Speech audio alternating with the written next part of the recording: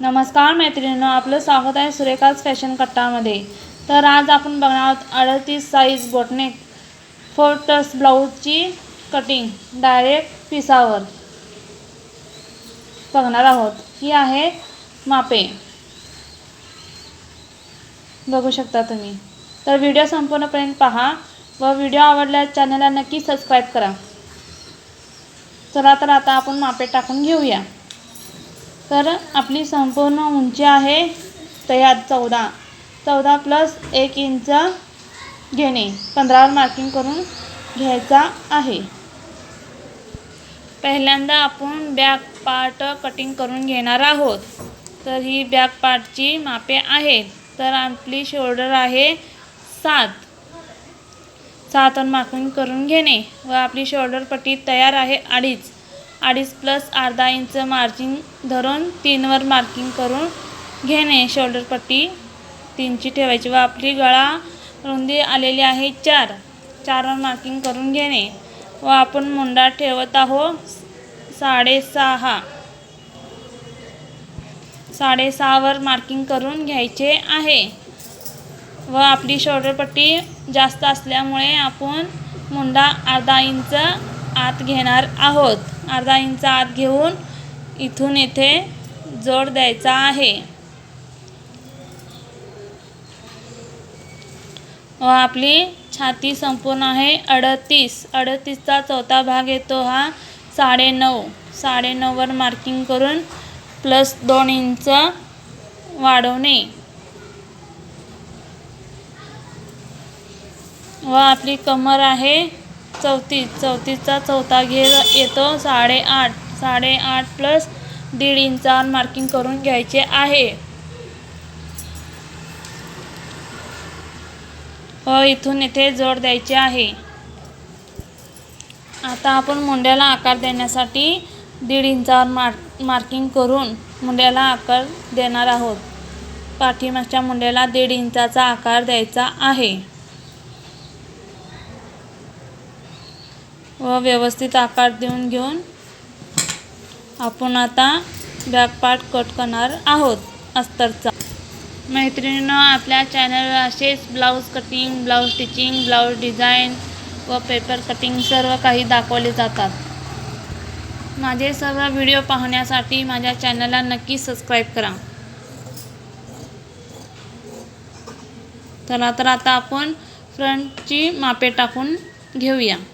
तर बॅकनेक आहे तसा ठेवून मी पूर्ण मार्किंग करून घेत आहे।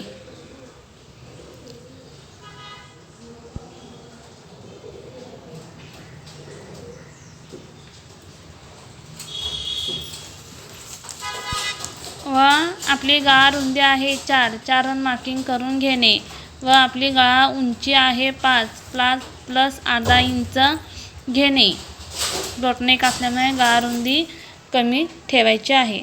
तर खालूनही गळा रुंदी जेवढी आहे तेवढी घ्यायची आहे 4 वर व इथून येथे जोड द्यायचा आहे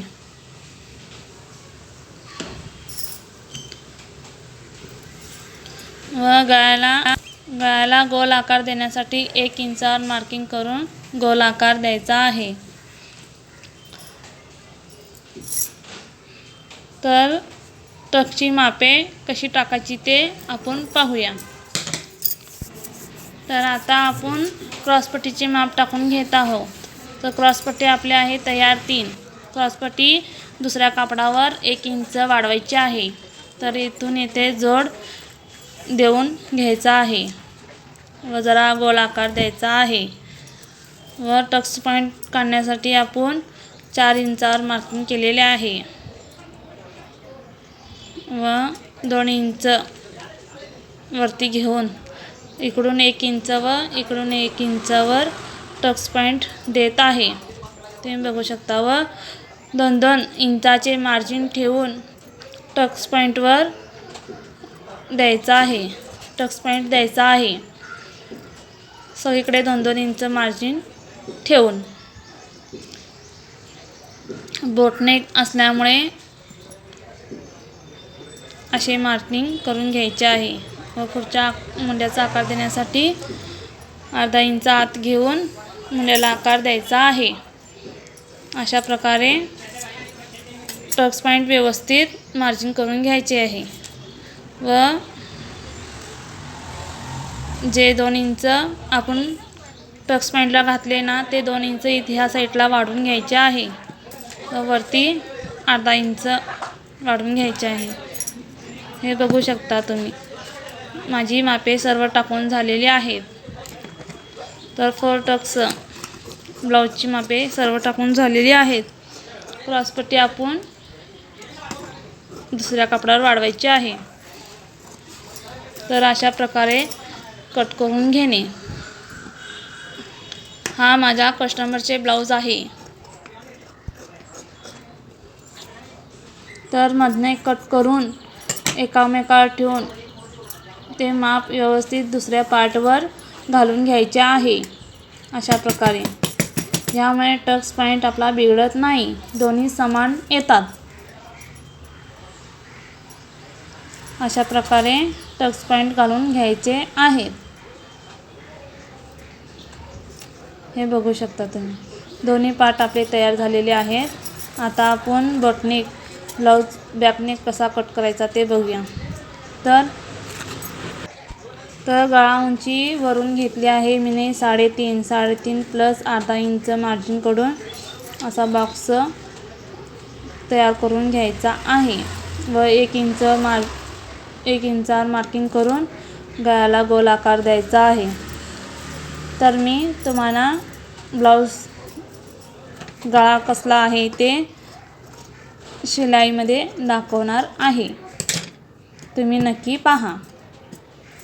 खूप छान आहे डिझाईन. सिंपल आहे पण छान आहे. तर आपली क्रॉसपट्टी आपण 1 इंच वाढवून घ्यायची आहे. अशा प्रकारे हे बघू शकता. चला तर आता मी पिसावर कटिंग करून दाखवते. तर बघू शकता तुम्ही. मी आता पिसावर मार्किंग करून सर्व कटिंग करून घेत आहे. अशा प्रकारे कटिंग करून घ्यायचे आहे.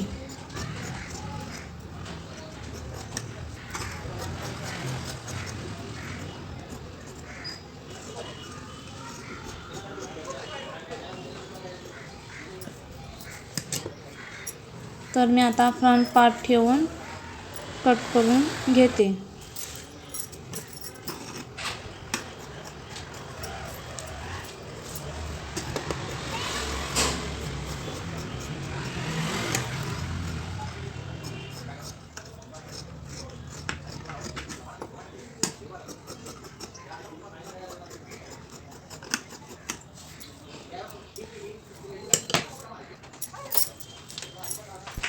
तर आता मी बाही कटिंग करून घेत आहे. तर बाही उंची आपली आहे